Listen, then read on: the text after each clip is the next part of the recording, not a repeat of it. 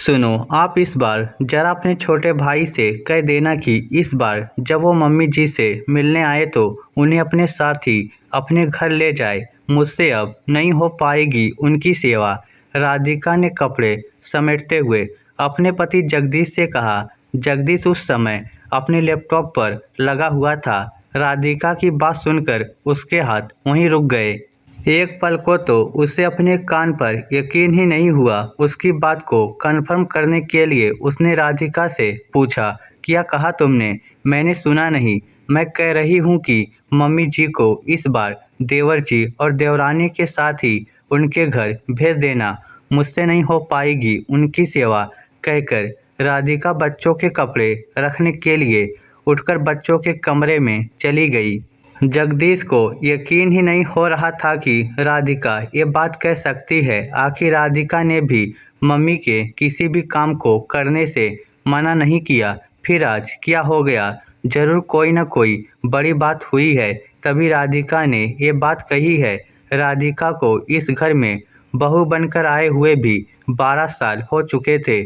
जब वो बहू बनकर इस घर में आई थी तब इस परिवार में जगदीश, उसकी मम्मी जमुना जी, उसका छोटा भाई मनीष और एक छोटी बहन साक्षी ही थे। जगदीश के पिता नहीं थे तो सारी जिम्मेदारी जगदीश और राधिका की ही थी। राधिका ने हर जिम्मेदारी को बखूबी निभाया था। अपनी इच्छाओं से पहले उसने इस परिवार को रखा था, पर फिर भी जमुना जी कई बार अपना सासपना तो दिखाई देती थी। जगदीश और राधिका तो सिर्फ जिम्मेदारियों के लिए थे, बाकी लाड प्यार तो मनीष और साक्षी के लिए ही था। देवर मनीष की शादी जब संगीता के साथ हुई तब भी जमुना जी का पूरा रुझान अपने छोटे बेटे बहू पर ही था। संगीता भी बातें बनाने में माहिर थी। जमुना जी को तो वो तो अपनी मीठी मीठी बातों में फंसा कर ही मना लेती थी और काम से बच जाती थी। इधर राधिका ही घर की जिम्मेदारियां में लगी रह जाती थी और हैरानी की बात यह थी कि काम न करने के बावजूद भी संगीता ही सबकी लाडली थी। ननद साक्षी भी उसी के आगे पीछे घुमा करती थी। जब साक्षी की शादी हुई तब भी सब कुछ राधिका ने ही संभाला था। संगीता तो सजने संवरने और आए गए मेहमानों से पंचायती करने में ही मस्त रहती थी। राधिका यदि कुछ कहती तो जमुना जी उसे डांट देती। बहू, ये तुम्हारी जिम्मेदारी है, तुम घर की बड़ी बहू हो, तुम कहाँ छोटी बहू से बराबरी कर रही हो? ये सुनकर राधिका मन मसोर कर रह जाती थी। लेकिन 5 महीने पहले राधिका ने परेशान होकर जगदीश से भी कहा, अब तो देवर ननद दोनों की शादी हो गई है, अब तो मैं उनकी जिम्मेदारियों से छूट चुकी हूँ। क्यों ना हम लोग अब अपनी अपनी जिम्मेदारियां खुद उठाएं। अब तो हम लोग अपने अलग अलग चूल्हे कर ही सकते हैं ना। अब संगीता को भी तो ये सब काम आना ही चाहिए। हमारे साथ रहकर तो वो कभी सीख ही नहीं पाएगी।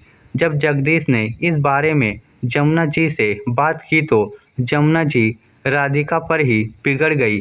देखा, मेरे घर की एकता इससे देखते नहीं बनी। मेरे छोटे बेटे बहू को देखकर जलती है ये, जो एक घर के 2 घर करने में लगी पड़ी है। मेरे जीते जी तो ये कभी नहीं होगा। मम्मी वो ऐसा कुछ नहीं कह रही है, वो तो सिर्फ ये चाहती है कि सब अपनी अपनी जिम्मेदारी खुद उठाएं। आखिर हमारे भी बच्चे हैं, हमें उनके बारे में भी तो सोचना है। जगदीश ने जमुना जी को समझाना चाहा। अरे तो हम कौन सा तुम्हारे बच्चों का निवाला खा रहे हैं जो तुम घर के टुकड़े करने पर अमदा हो रहे हो? मैंने कह दिया ना कि मेरे जीते जी इस घर के टुकड़े नहीं होंगे। जमुना जी ने ये बात कहकर बात को ख़त्म ही कर दिया। लेकिन अभी पिछले महीने जमुना जी बाथरूम में फिसल कर गिर गई। इस कारण उन्हें इतनी चोट आई कि वो बिस्तर पर ही आ गई। शुगर होने के कारण जल्दी रिकवरी भी नहीं कर पा रही थी। ऐसे में घर में काम का बोझ बढ़ गया।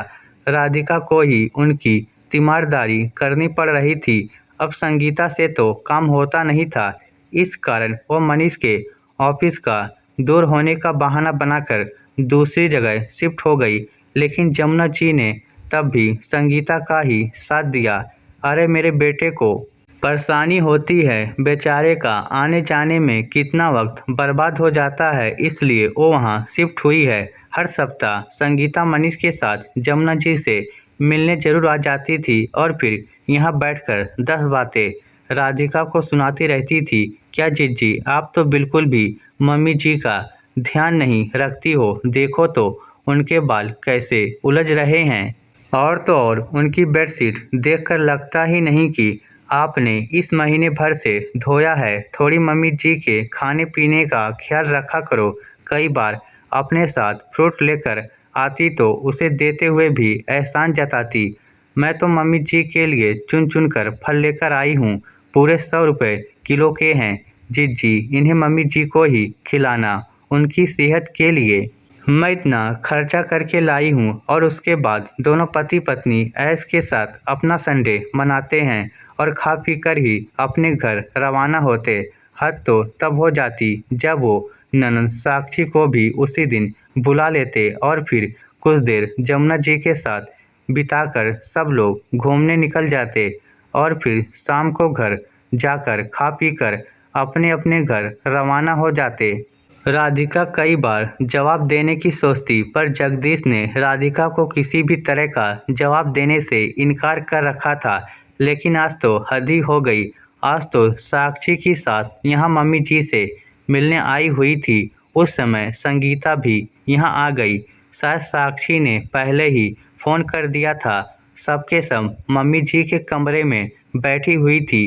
राधिका सबके लिए चाय लेकर आई तो साक्षी की सास ने कहा, एक बात तो सचमुच माननी पड़ेगी समधन जी, आपकी बड़ी बहू तो समझदार, पूरे घर को इसने संभाल रखा है। सच में पिछले जन्म में आपने कोई मोती दान किए होंगे जो ऐसी बहू मिली है। ये सुनकर जमुना जी हल्के से मुस्कुराई, लेकिन जब राधिका कमरे से बाहर निकल गई तब वो बोली, बहू नहीं करेगी तो और कौन करेगा। पर सच कहूँ समधन जी, मेरी छोटी बहू ज़्यादा समझदार है और मेरा पूरा ख्याल रखती है। जब भी आती है मेरे लिए फल लेकर आती है, मेरे पास बैठकर मुझसे 2 पल बातें कर लेती है। पर बड़ी बहू मेरे साथ इतना बैठती नहीं है, उसे तो सिर्फ अपने कामों से मतलब है। राधिका कमरे के बाहर ही पहुंची थी कि उसे ये सब बातें सुनाई दी। उसके पैर अपने आप ही कमरे के दरवाजे के बाहर पर रुक गए। इतने में संगीता भी मुंह बिगाड़ते हुए बोली, आंटी जी, जीजी को तो सिर्फ काम से मतलब होता है, बाकी उन्हें घर वालों से कोई खास लगाव नहीं है। अरे वही तो थी जिन्होंने एक घर के 2 घर करने की बात कही थी। बताओ, ये कोई अच्छी बहू के लक्षण होते हैं। हाँ मम्मी जी, मेरी छोटी भाभी बहुत समझदार हैं, बड़ी भाभी तो बस अपने में ही मस्त हैं, साक्षी ने भी कहा। ये सब सुनकर राधिका को बहुत दुख हुआ। पहले तो घर में कदर नहीं थी, अब आए गए के सामने भी बची कुची जो इज्जत है वो भी उतारने पर तुले हुए हैं। इसलिए राधिका ने जगदीश को ये जवाब दिया था। खैर, जब मनीष शाम को संगीता को लेने घर पहुंचा तब जगदीश ने जमुना जी के कमरे में ही संगीता के सामने मनीष से ही कहा, मनीष, मैं क्या कह रहा था कि अब कुछ दिनों के लिए मम्मी को तुम अपने घर ले जाओ और वहाँ उनकी अच्छे से सेवा करो। यहाँ तो उनकी सेवा अच्छे से हो नहीं पाती, फिर तुम लोग भी उनके लिए परेशान रहते हो। ये सुनकर दोनों के चेहरे की हवाइयाँ उड़ गई, जबकि जमुना जी जगदीश को डांटते हुए बोली, क्यों अब मैं तुम लोगों को भारी हो गई हूँ जो तुम दोनों पति पत्नी से मेरी सेवा नहीं हो रही है। जरूर तेरी पत्नी ने ही कहा होगा ये सब, तभी तो ये बात कह रहा है। हाँ मम्मी जी, मैं आपकी सेवा कहाँ करती हूँ। आपकी सेवा तो वो होती है जिसमें कोई आपके लिए फल लाकर दे दे और आपके पास बैठकर बतिया ले। तो मैं सोच रही हूँ कि देवरानी जी आपको लेकर चली जाएंगी तो मैं भी हर संडे को वहां आ जाऊंगी, आपके लिए फल लेकर और आपके पास बैठकर बतिया लूंगी। इस बहाने मुझे भी मेरी देवरानी के हाथ का खाना खाने को मिल जाएगा और आपको भी खुशी मिल जाएगी कि मैं आपकी सेवा कर रही हूँ। अचानक राधिका ने आकर कहा तो किसी से कुछ कहते नहीं बना। देवर देवरानी तो चुपचाप नजरें झुकाए घर से खिसक लिए और उनके इस तरह से खिसक जाने पर जमुना जी को भी समझ में आ गया कि वो लोग जिम्मेदारी नहीं उठाएंगे, इसलिए चुपचाप दूसरी तरफ मुंह करके सो गई। हाँ, पर दोबारा उन्होंने भी इस तरह की बात ही नहीं की और ना ही अब साक्षी मनीष हर संडे को धमकते थे। इस स्टोरी को लेकर आपकी क्या राय है? नीचे कमेंट करके हमें ज़रूर बताइएगा। धन्यवाद।